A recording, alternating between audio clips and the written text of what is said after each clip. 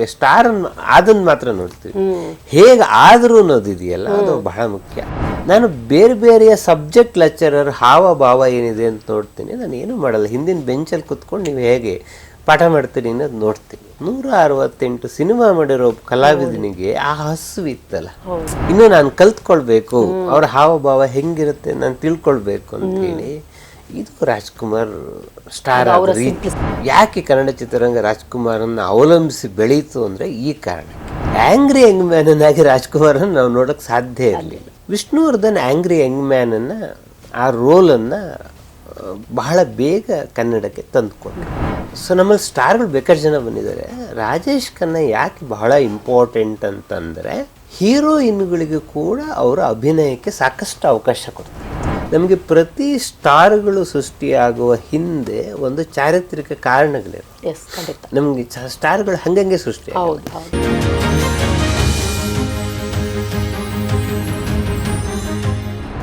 ಒಲವು ಗೆಲುವು ರಾಜ್ಕುಮಾರ್ 168ನೇ ಸಿನಿಮಾ.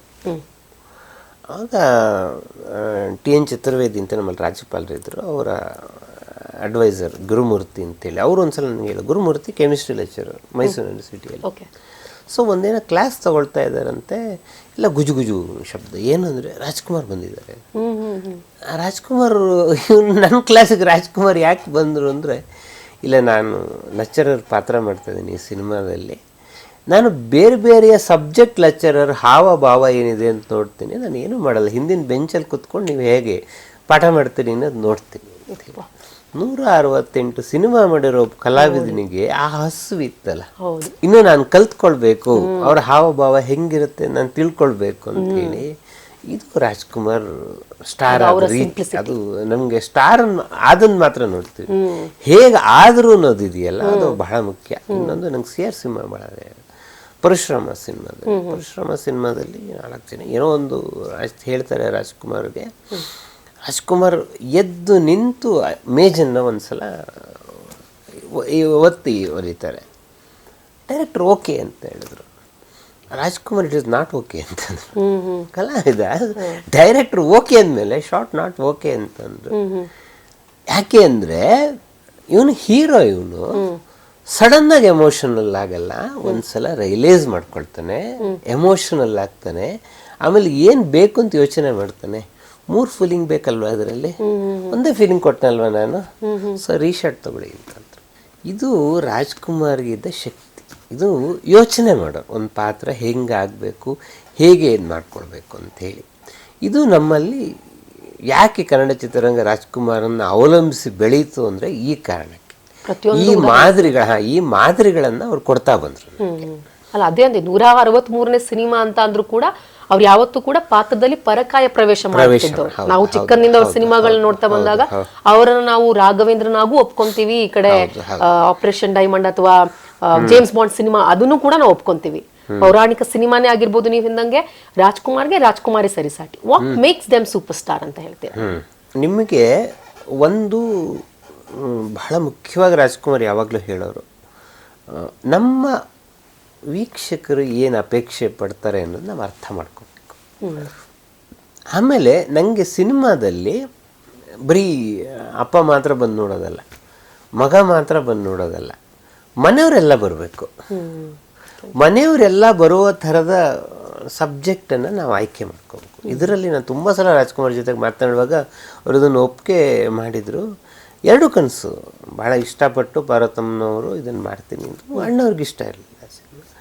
ಆಮೇಲೆ ಇನ್ನೇನು ಸಿನಿಮಾ ಶೂಟಿಂಗ್ ಎಲ್ಲ ಮುಗೀತಾ ಬಂದಾಗ ಸಾಯಂಕಾಲ ವಾಕಿಂಗ್ ಹೋಗ್ತಾರೆ. 8 ಗಂಟೆ ಮೇಲೆ ಊಟ ಆದಮೇಲೆ ಪಾರ್ವತಮ್ಮ ರಾಜ್ಕುಮಾರ್ ಕೇಳಿದ್ರು, ಪಾರು ಯಾಕೆ ಬಲವಂತ ಮಾಡ್ತಾ ಇದೆ, ಇದು ಯಾಕೋ ನಂಗೆ ಈ ಸಬ್ಜೆಕ್ಟ್ ಮನಸ್ಸಿಗೆ ಹೋಗ್ತಾ ಇಲ್ಲ, ಕೈ ಹಿಡಿದು ಹೆಂಡ್ತಿಗೆ ಅವನು ಅಷ್ಟು ಕಷ್ಟಪಡ್ತಾನೆ, ನನ್ನ ಅಭಿಮಾನಿಗಳು ಒಪ್ಕೊತಾರೆ ಈ ಥರದ ಪಾತ್ರನ.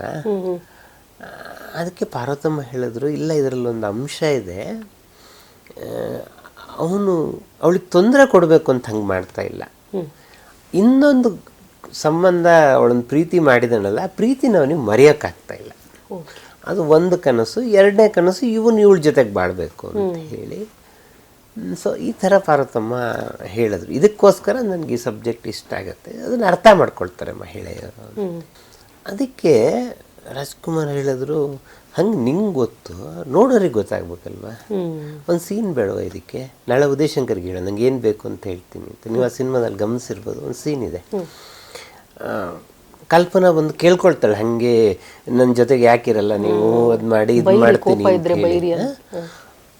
ಏನೂ ಆನ್ಸರ್ ಹೇಳಲ್ಲ ರಾಜ್ಕುಮಾರ್, ಡೋರಲ್ಲಿ ಹೋಗಿ ಬಾಗ್ಲು ಹಾಕ್ಕೊಳ್ತಾನೆ. ಮೌನನೇ ಅದಷ್ಟಕ್ಕೂ ಉತ್ತರ.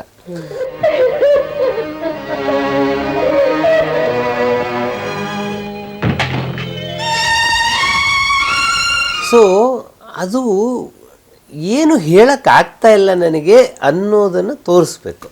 ಅದು ನನಗೆ ಈ ಕಥೆನ ಅಣ್ಣವರೇ ಸ್ವತಃ ಹೇಳಿದ್ದು. ನಾನು ಆಮೇಲೆ ಆ ಸಿನಿಮಾ ಅಣ್ಣವ್ರು ಹೇಳಿದ್ಮೇಲೆ ಇನ್ನೊಂದ್ಸಲ ನೋಡಿದೆ. ಅವರು ಏನು ಕಲ್ಪನೆ ಮಾಡ್ಕೊಂಡಿದ್ರು ಅಣ್ಣವರು, ಒಂದು ಸಂಭಾಷಣೆ ಇಲ್ಲದ ಅಂಥದ್ದೊಂದು ಅದ್ಭುತ ಅಭಿನಯನ ಕೊಟ್ಟಿದ್ರು. ಅದು ಸಮಥಿಂಗ್ ರಿಮಾರ್ಕಬಲ್.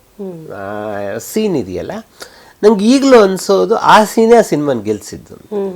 ಸೊ ನಿಮಗೆ ಕನ್ವಿನ್ಸ್ ಆಗೋಗುತ್ತೆ, ಇಲ್ಲ ಇವನಿಗೆ ಪ್ರೀತಿಯನ್ನು ಬಿಡೋದಕ್ಕಾಗ್ತಾ ಇಲ್ಲ, ಹೆಂಡತಿನ ಒಪ್ಕೊಳ್ಳೋಕ್ಕಾಗ್ತಾ ಇಲ್ಲ ಅನ್ನೋದು ಕನ್ವಿನ್ಸ್ ಆಗೋಗುತ್ತೆ. ನನಗೆ ಯಾಕೆ ಇದು ಬಹಳ ಮುಖ್ಯ ಅಂತಂದರೆ, ಈಗ ಯಾವ ಕಲಾವಿದರು ಹಿಂಗೆ ಯೋಚನೆ ಮಾಡ್ತಾರೆ, ಹೌದು, ಸೊ ನೀವು ಒಂದು ಕ್ಯಾರೆಕ್ಟರ್ ಕೊಟ್ಟರೆ, ಸೊ ಇನ್ನೊಂದು ಆ್ಯಂಗಲ್ ಏನೋ ಇರ್ಬೋದಲ್ಲ, ಇದು ಯಾಕೆ ಈ ಕ್ಯಾರೆಕ್ಟ್ರಲ್ಲಿ ಬಂದಿಲ್ಲ ಅಂತ ಎಷ್ಟು ಜನ ಯೋಚನೆ ಮಾಡ್ತಾರೆ.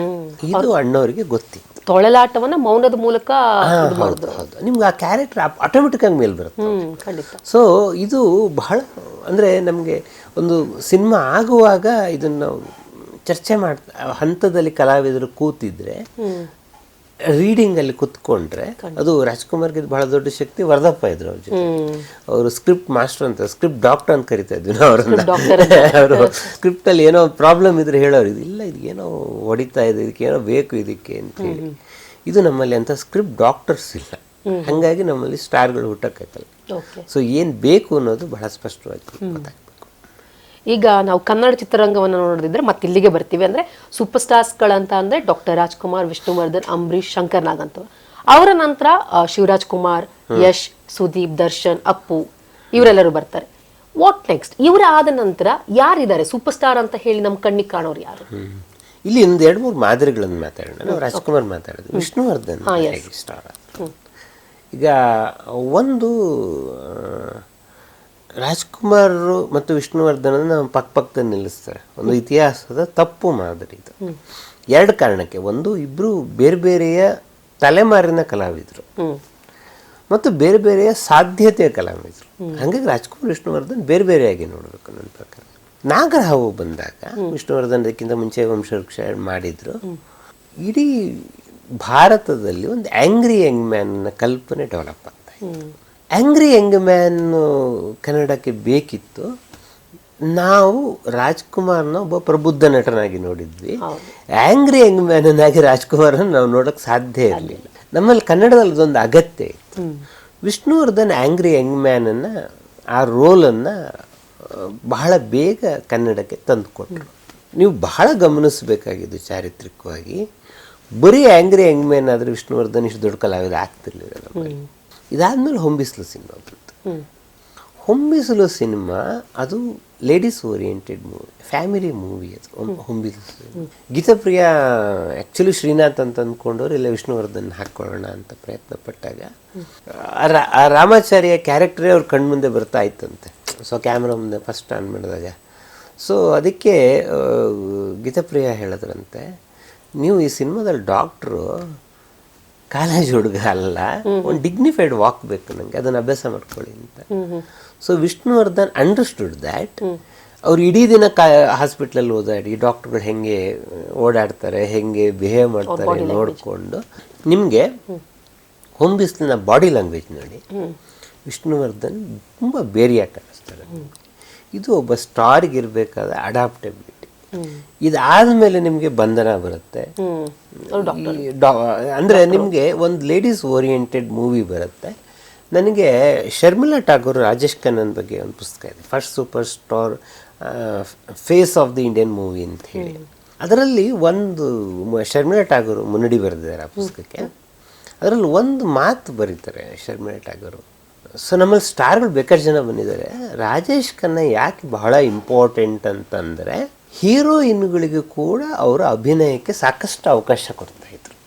ಇಡೀ ಸಿನಿಮಾನ ಆಕ್ರಮಿಸ್ಕೊಂಡ್ಬಿಡ್ತಾ ಇರಲಿಲ್ಲ ರಾಜೇಶ್ ಖನ್ನಾ. ಹಾಗಾಗಿ ನಾವೆಲ್ಲ ರಾಜೇಶ್ ಖನ್ನಾ ಮೂವಿನಲ್ಲಿ ಆ್ಯಕ್ಟ್ ಮಾಡೋದಕ್ಕೆ ಇಷ್ಟಪಡ್ತಾ ಇತ್ತು. ಈ ಮಾತು ವಿಷ್ಣುವರ್ಧನ್ಗೆ ಒಪ್ಪುವ ಮಾತು ಕನ್ನಡದಲ್ಲಿ. ವಿಷ್ಣುವರ್ಧನ್ ಸಿನಿಮಾಗಳಲ್ಲಿ ನೀವು ನೋಡಿ, ಅದು ಭವ್ಯ ಇರ್ಬೋದು, ಸುಹಾಸಿನಿ ಇರ್ಬೋದು, ಮಾಧವಿ ಇರ್ಬೋದು, ನಿಮಗೆ ಸಾಕಷ್ಟು ಅವಕಾಶ ನಾಯಕಿಯರಿಗೆ ಕೂಡ ಸಿಕ್ಕಿದೆ. ನಿಮಗೆ ಬಂಧನ ಎಲ್ಲ ಅದು ಹೌದು, ಹಾಲುಂಡ ತವರು ಇರ್ಬೋದು, ಇವಾಗ ಕರುಣಾಮಯಿ ಇರ್ಬೋದು, ಕರ್ಣ ಇರ್ಬೋದು, ಇವೆಲ್ಲ ನಾಯಕಿ ಪ್ರಧಾನ ಚಿತ್ರಗಳೇ. ಕನ್ನಡಕ್ಕೆ ಇಂಥದ್ದೊಂದು ಮಾದರಿ ಅಗತ್ಯ. ಇಂಥದ್ದೊಂದು ಮಾದರಿಯನ್ನು ವಿಷ್ಣುವರ್ಧನ್ ನಮಗೆ ತಂದು ಕೊಟ್ಟರು. ಇದು ಕನ್ನಡದ ಅದೃಷ್ಟ. ಇದು ವಿಷ್ಣುವರ್ಧನ್ ಅಂತ ಕಲಾವಿದ ನಮ್ಗೆ ಸಿಕ್ಕಿತ್ತು. ಸೊ ನಿಮ್ಗೆ ಈ ಮಾದರಿಯ ಒಂದಿಷ್ಟು ಸಿನಿಮಾಗಳು ಬರೋದಕ್ಕೆ ನಮ್ಮಲ್ಲಿ ಕಾರಣ ಆಯಿತು. So Vishnuvardhan action oriented movie ಮಾಡಬಲ್ಲರಾಗಿದ್ದರು, ಆ್ಯಂಗ್ರಿ ಯಂಗ್ ಮ್ಯಾನ್ ಮಾಡಬಲ್ಲವರಾಗಿದ್ದರು, ಫ್ಯಾಮಿಲಿ ಸೆಂಟಿಮೆಂಟ್ಗಳನ್ನು ಕ್ಯಾರಿ ಮಾಡಬಲ್ಲವರು. ಯಜಮಾನದ ನಂತರ ಇನ್ನೊಂದು ಸಾಧ್ಯತೆಯನ್ನು ಅವ್ರು ಸೃಷ್ಟಿ ಮಾಡೋದು, ಕುಟುಂಬದ ಹಿರಿಯ, ಇದೊಂದು ಮಾದರಿ. ಆ ಮಾದರಿ ಒಂದಿಷ್ಟು ಸಿನಿಮಾಗಳು ಬಂತು. ಸೂರ್ಯವಂಶ ಆ ಥರದ ಸಿನಿಮಾಗಳು ಬಂತು. ಇದು ಇನ್ನೊಂದು ಬಹಳ ಮುಖ್ಯವಾದ ಮಾದರಿ. ಅದು ನಮ್ಮಲ್ಲಿ ಇದು ಅಲ್ಲದ ಒಂದು ಮಾದರಿ ಇದೆ. ಇದು ಭಾರತೀಯ ಚಿತ್ರರಂಗದಲ್ಲೂ ಇದೆ. ನೀವು ಯಾವ ಪಾತ್ರಕ್ಕೆ ಅಂತ ಹೇಳಿ ಇವರನ್ನು ಒಪ್ಕೊಂಡ್ರು ಅದಕ್ಕೆ ಅವ್ರು ಒಪ್ಕೊಳ್ತಾರೆ. ಅದು ನೀರಿನ ಗುಣ ಅಂತ ಹೇಳಿ. ಅದು ನಿಮಗೆ ಕಮಲ್ ಹಾಸನ್ ವರ್ಸಟೈಲ್ ಅಂತ ಕಮಲ್ ಹಾಸನ್ನಲ್ಲಿ ಇದೆ ಅಂಥದ್ದು ಗುಣ. ಕನ್ನಡದ ಅದೃಷ್ಟ ಅನಂತ್ನಾಗ್ ಮೂಲಕ ಸಿಕ್ಕಿದೆ. ಕನ್ನಡದಲ್ಲಿ ನೀವು ಅನಂತ್ನಾಗನ್ನು ವಿಲನ್ನಾಗಾದರೂ ನೋಡಿ, ಅಥವಾ ಹಾಸ್ಯ ಪಾತ್ರಗಳನ್ನು ಗೋಲ್ಮಾಲ್ ರಾಮಕೃಷ್ಣ ಸರಣಿಯಲ್ಲಾದರೂ ನೋಡಿ, ಅಥವಾ ನಿಮಗೆ ಲಕ್ಷ್ಮೀ ಅನಂತ್ನಾಗ್ ಸಾಲು ಸಿನಿಮಾಗಳು ಬಂತಲ್ಲ, ಫ್ಯಾಮಿಲಿ ಓರಿಯೆಂಟೆಡ್ ಮೂವಿ, ಹಾಗಾದರೂ ನೋಡಿ, ಆರ್ಟ್ ಮೂವಿಗಳಲ್ಲಾದರೂ ಅನಂತ್ನಾಗನ್ನು ನೋಡಿ. ಅನಂತ್ನಾಗು ನಿಮ್ಗೆ ಎಲ್ಲದಕ್ಕೂ ಒಪ್ಪೋ ಕಲಾವಿದ. ಅನಂತ್ನಾಗು ಪ್ರಜ್ಞಾಪೂರ್ವಕವಾಗಿ ಕೆಲವು ನಿರ್ಣಯಗಳನ್ನು ತಗೊಂಡ್ರು. ತಮ್ಮ ಅಭಿಮಾನಿ ಸಂಘ ಕಟ್ಟೋದಕ್ಕೆ ಅವ್ರು ಅವಕಾಶ ಕೊಡಲಿಲ್ಲ ಯಾವತ್ತೂ. ತಮ್ಮ ಯಾವ ಸಿನಿಮಾಗಳಿಗೂ ಕಟೌಟ್ ಹಾಕಬಾರ್ದು ಅಂತ ಹೇಳಿದ್ರು, ಹಾಲಿನ ಅಭಿಷೇಕ ಹಾಕಬಾರ್ದು ಅಂತ ಹೇಳಿದ್ರು, ಸ್ಟಾರ್ಗಳನ್ನು ಮಾಡಬಾರ್ದು ಅಂತ ಹೇಳಿದ್ರು. ಇದು ಅದೆಲ್ಲ ಉಚ್ಚರಾಯ ಸ್ಥಿತಿಯಲ್ಲಿ ಇದು ಕಾಲಕ್ಕೆ ಬಂದ ಕಲಾವಿದ ಅವರು. 70ರ ದಶಕದಲ್ಲಿ ಇದು ಬಹಳ ಮಾಮೂಲಿ. ಕಟೌಟು ಟಾಕೀಸ್ಗಿಂತಲೂ ಎತ್ತರದ ಕಟೌಟ್ಗಳು ನಿಲ್ಲೋದು, ಅದಕ್ಕೆ ಹಾಲಿನ ಅಭಿಷೇಕ ಮಾಡೋದು, ಇದೆಲ್ಲ ನಡೀತಿದ್ದ ಕಾಲದಲ್ಲಿ ಒಂದೇ ಒಂದು ಸಿನಿಮಾಕ್ಕೆ ಇದನ್ನು ಮಾಡೋಕೆ ಅನಂತ್ನಾಗ್ ಅವಕಾಶ ಕೊಡಲಿಲ್ಲ. 100ನೇ ದಿನದ ಕಾರ್ಯಕ್ರಮ ಅನಂತ್ನಾಗ್ ನಡೆದಿದ್ದು ಯಾವುದಾದ್ರೂ ತೋರಿಸಿ ನನಗೆ. 100 ದಿನದ ಕಾರ್ಯಕ್ರಮ ಮಾಡಲಿಲ್ಲ ಅವರು. ಇದು ಅನಂತ್ನಾಗ್ ಒಂದು ಮಾದರಿಯನ್ನು ಕನ್ನಡಕ್ಕೆ ಸೃಷ್ಟಿ ಮಾಡೋದು. ನಂಗೆ ಕನ್ನಡದ ಅದೃಷ್ಟ ಇವೆಲ್ಲ. ನಮ್ಗೆ ಈ ಥರದ ಬೇರೆ ಬೇರೆ ಸಾಧ್ಯತೆಗಳು ನಮಗೆ ಸೃಷ್ಟಿಯಾಗ್ತವೆ. ಇದು ಈ ಮಾದರಿಯ ನಂತರ ನಮಗೆ ಇನ್ನೊಂದು ಮಾದರಿ ಇತ್ತು. ನಮಗೆ ಬಹಳ ಸಹಜವಾಗಿರುವ ಒಬ್ಬ ಕಲಾವಿದ ಬರಬೇಕು. ಅವ್ರು ನಮ್ಮ ಪಕ್ಕದ ಮನೆಯವರೇ ಇದ್ದಂಗೆ ಕಾಣಿಸ್ಬೇಕು. ನಮ್ಗೆ ಈ ಥರದ ಸ್ಟಾರ್ಗಳಿದ್ದ ಕಾಲದಲ್ಲಿ ಅಂಬರೀಷ್ ಕಾಣಿಸಿದ್ದ ಹಾಗೆ. ಸೊ ನಿಮ್ಗೆ ಅಂಬರೀಷ್ ಒಂದು 45 ಸಿನಿಮಾ ಮೊದಲು ಮಾಡಿಬಿಟ್ಟಿದ್ರು ನಿಮ್ಗೆ ನಾಗರಹಾವಿಂದ ಅಂತ ಬಂದಾಗ ನಮಗೆ ಇದಕ್ಕಿದಂಗೆ ಹೊಸ ಥರದ ಅಂಬರೀಷ್ ಕಾಣಿಸ್ತು. ನಮ್ಗೆ ಅಂಥಕ್ಕಿಂತ ಮುಂಚೆ ಅಮರ್ನಾಥ್ ಬಂದಿತ್ತು. ಅಂಥದಲ್ಲಿ ಸಿಕ್ಕ ಅಂಬರೀಷ್ ಇದೆಯಲ್ಲ, ಸೊ ನಮ್ಗೆ ಅಂಬರೀಷ್ನ ಒಂದು ಅಭಿಮಾನಿ ವರ್ಗ, ಅಂಬರೀಷ್ನ ಒಂದು ಪಾತ್ರ, ಆ ಭಾಷೆ, ಇದು ಒಂದು ಕ್ಯಾರೆಕ್ಟರ್ಗಳನ್ನು ಸೃಷ್ಟಿಯಾಯಿತು. ನಾನು ಯಾಕೆ ಈ ಥರದನ್ನು ಹೇಳ್ತಾ ಇದ್ದೀನಿ ಅಂದರೆ, ನಮಗೆ ಪ್ರತಿ ಸ್ಟಾರ್ಗಳು ಸೃಷ್ಟಿಯಾಗುವ ಹಿಂದೆ ಒಂದು ಚಾರಿತ್ರಿಕ ಕಾರಣಗಳಿವೆ. ನಮಗೆ ಸ್ಟಾರ್ಗಳು ಹಂಗಂಗೆ ಸೃಷ್ಟಿಯಾಗುತ್ತೆ. ಇದು ಕನ್ನಡ ಮಾತ್ರ ಅಲ್ಲ, ಎಲ್ಲ ಭಾಷೆಗೂ ಸತ್ಯವಾದ ಸಂಗತಿ. ಇದು ಆದ ಮೇಲೆ ಮುಂದಿನ ಹಂತದ ಸ್ಟಾರ್ಗಳು ಬಂದ್ರಲ್ಲ ನಮ್ಮಲ್ಲಿ, ಶಿವರಾಜ್ ಕುಮಾರ್, ರವಿಚಂದ್ರನ್, ಇವರೆಲ್ಲ ಒಟ್ಟಿಗೆ ಬಂದ ಸ್ಟಾರ್ಗಳು. ಸೊ ನಮಗೊಂದು ಕನಸುಗಾರಿಕೆಯ ರವಿಚಂದ್ರನ್ ಕಲ್ಪನೆ. ನಿಮ್ಗೆ ಪ್ರೇಮಲೋಕಕ್ಕಿಂತ ಮುಂಚಿನ ರವಿಚಂದ್ರನ್ ಬೇರೆ, ಪ್ರೇಮಲೋಕದ ನಂತರದ ರವಿಚಂದ್ರನ್ ಬೇರೆ. ಸೊ ಅಲ್ಲಿ ಅದು ಈಗ ದೂರ ಆಗಿರ್ಬೋದು, ರವಿಚಂದ್ರನ್ ಅವರ ಸಂಗೀತ ಪಯಣದಲ್ಲಿ ಹಂಸಲೇಖ ಅವ್ರ ಕಾಂಟ್ರಿಬ್ಯೂಷನ್ ಬಹಳ ಇದೆ. ರವಿಚಂದ್ರನ್ ಮತ್ತು ಹಂಸಲೇಖ ಒಟ್ಟಾಗಿ ಕೊಟ್ಟ ಒಂದಿಷ್ಟು ಸಿನಿಮಾಗಳಿದೆಯಲ್ಲ, ಹೌದು, ಅದು ಎಲ್ಲವೂ ರಿಮೇಕ್ ಸಿನಿಮಾಗಳು ಜಾಸ್ತಿ ಇದೆ ಪರ್ಸೆಂಟೇಜ್ನಲ್ಲಿ. ಬಟ್ ರಿಮೇಕಲ್ಲಿ ಒರಿಜಿನಲ್ ಸಾಂಗ್ಸ್ ಇದೆ.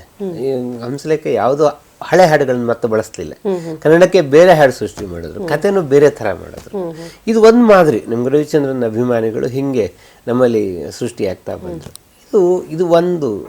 ಶಿವರಾಜ್ ಕುಮಾರ್ ಶಕ್ತಿ ಏನು ಅಂತಂದರೆ, ನಿಮಗೆ ಆನಂದಿಂದ ಬಂದ ಶಿವರಾಜ್ ಕುಮಾರ್ ರಣರಂಗದಿಂದ ಬೇರೆ ಥರ ತಿರುವನ್ನು ಪಡ್ಕೊಂಡು, ಒಂದು ಫೈಟಿಂಗು, ಒಂದು ಫ್ಯಾಮಿಲಿ ಸೆಂಟಿಮೆಂಟಲ್ಲು, ಆಮೇಲೆ ಡ್ಯಾನ್ಸಿಂಗ್ ಸ್ಟಾರ್ ಅಂತ ಹೇಳಿ ಈ ಥರದ ಕಲ್ಪನೆಗಳನ್ನು ಶಿವರಾಜ್ ಕುಮಾರ್ ನಮ್ಮಲ್ಲಿ ಸೃಷ್ಟಿ ಮಾಡಿಕೊಂಡ್ರು. ಹಾಗಾಗಿ ಶಿವರಾಜ್ ಕುಮಾರ್ ಮಾದರಿ ಒಂದು ನಮ್ಮಲ್ಲಿ ಸೃಷ್ಟಿಯಾಯಿತು. ಹೀಗೆ ನಮ್ಮಲ್ಲಿ ಸ್ಟಾರ್ಗಳು ಓಂ ಸಿನಿಮಾ ಬಂದಾಗ ಅವರು ಕಂಪ್ಲೀಟ್ ಇದು ಚೇಂಜ್ ಆಗೋಯ್ತು. ಹೌದು ಮೇಕ್ ಓವರ್, ಬೇರೆ ಥರದ ಮೇಕ್ ಓವರ್ ಎಲ್ಲ ಸುಸಾಧ್ಯ ಆಯಿತು ನಮಗೆ.